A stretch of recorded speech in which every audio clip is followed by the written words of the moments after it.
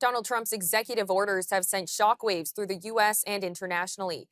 One of the orders that has stirred up an intense amount of debate is his decision to remove U.S. funding from the World Health Organization. What is this one? Withdrawing from the World Health Organization, sir? Ooh, that's a big one. So we paid $500 million to World Health when I was here, and I terminated it. China, with 1.4 billion people, we have 350 to pay. We have, nobody knows what we have because so many people came in illegally, but let's say we have 325. They had 1.4 billion.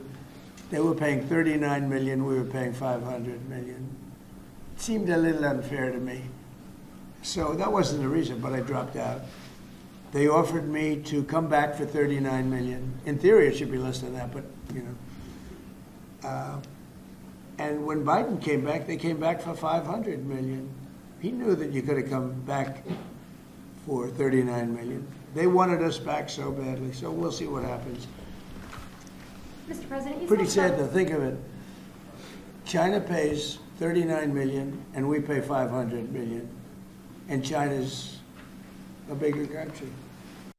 The executive order justified the move by accusing the organization of mishandling the COVID-19 pandemic, failing on other global health issues, failing to reform, and being too influenced by other countries like China. And with Mr. Trump removing funding, some have called for Canada to do the same. One of those people is our news director, David Clement. David, thanks for taking the time to sit down with me. Yeah, no problem. Now, I want to pick your brain on what you make of Trump's claim that the World Health Organization handled the COVID-19 pandemic incorrectly. They did. From the beginning. So in the very early stages of the pandemic, the World Health Organization tweeted out that there is no evidence of human-to-human transmission of COVID-19. Not only was that wrong, their technical lead for managing the pandemic on that same day was in Geneva giving a presentation saying the exact opposite. That made a lot of people wonder, why was the WHO so wrong on such an important and pivotal moment in the pandemic? How differently would we have reacted without that messaging? Well, according to the Associated Press and other major outlets, it was because the World Health Organization essentially said that they were trying to give China fair coverage and balance, which again made things more uncomfortable. And as the pandemic rolled on, there were increasingly more moments where it was clear that the WHO and its senior officials were essentially bending the knee to China. The most famous one was a Canadian epidemiologist, a senior advisor to the WHO's Director General, asked in an interview about Taiwan, and he couldn't answer the question. He couldn't acknowledge that Taiwan existed. He had hilariously hung up, rejoined the call. She re-asked the question, and he completely ignored her and moved on. And so it became clear not only that the WHO mishandled the pandemic on its initial response, they then flip-flopped on the efficacy of masks, originally telling people not to wear them, then changing their tune, telling everybody to wear them. Think about the politically charged nature of masks during the pandemic in Canada because we followed that flip-flopped guidance. So not only did they get it wrong, they got it wrong because they were kowtowing to the Chinese Communist Party. But if you're going to say that the World Health Organization got it wrong, or Trump is saying that, during the COVID-19 pandemic, the United States documented the most deaths due to the pandemic. So could it not also be argued that the United States chose to not follow the World Health Organization's recommendations? So technically, they also kind of got it wrong. They did in some senses, but that would be a difference between domestic policy and international policy.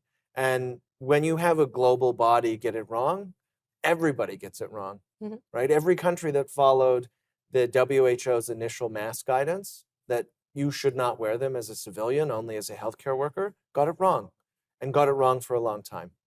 And so what happens when you have that consolidation of authority is you maximize the devastation of mistakes.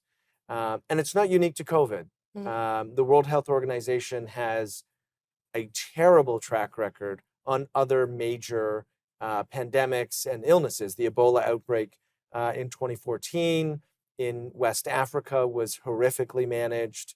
Doctors Without Borders very accurately accused the WHO of not only being slow to declare it an emergency, slow to respond in any way. That led to the spread of the virus. That's in 2014. Really no reforms through that outbreak in West Africa, the 2018 to 2020 outbreak again in West Africa, and then the COVID-19 pandemic. And so here we have an organization who's persistently slow. People look up to it as an authority figure, and it fails to meet its goals and obligations, while also being uncomfortably tied to authoritarian regimes who are not our allies. But to focus on the good things that the World Health Organization has done, you just highlighted a few of the not so good things, but the smallpox vaccine, they created that and they actually helped save a lot of children's lives. Yep. So if we're looking at it from that aspect, would it not have been a bit more of a better idea if Donald Trump decided to agree to, when he pulled out of the World Health Organization funding, they had proposed, well, then pay $39 billion instead. Would it not have been more beneficial if he had taken that option and then also said, I want to sit down with the World Health Organization and we can figure out what works so that there isn't this animosity, but now it's, who do we trust? Tried and failed. Okay. The Trump administration pulled out of the World Health Organization in his first administration. There were no fundamental changes.